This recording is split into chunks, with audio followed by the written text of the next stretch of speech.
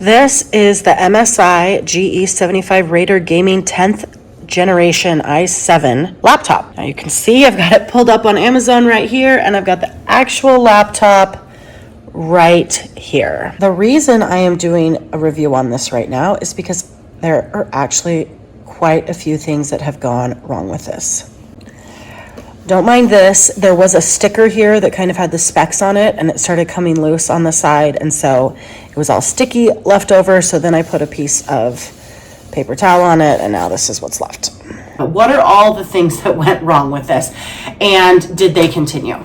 Well, in short, the very first problem that I had is we like to have a faster internet connection and avoid Wi-Fi. So instead of having Wi-Fi in our house, we have solid Ethernet plugs. And so the plug on this one, it just has a really hard time staying put.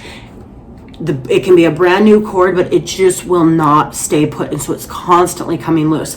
The other thing is, in order to get it to register the Ethernet cord, the internet, it has to be shut down. Not shut down, but the lid has to be closed. It kind of has to be shut off momentarily and then turned back on in order to register that it's got, internet. And that works for the Wi-Fi too. Anytime there's any change in internet, it has to be kind of rebooted, restarted. The other thing is, here is the electrical plug. Now, the great thing about laptops is it doesn't always have to be plugged in, but it does have to be charged sometimes. Within about 6 months, this failed. My husband had to take off this entire bottom so that he could pull out the plug, because what would happen is it pushed in the plug in too far that it couldn't make the connection. He has had to do that a total of 3 times. I've had this just a little over a year. So multiple problems riddled in the first year. And now last night we were watching something on it, and my husband went to close it, and we heard this cracking sound. Okay, so here are the hinges on the back. Here's the first one. Okay, we can see it.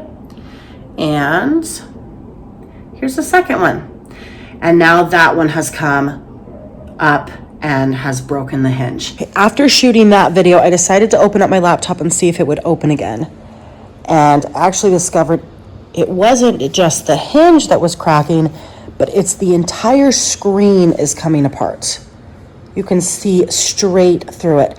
Now, I did not drop this. I did not hit it. I did not compromise it in any way.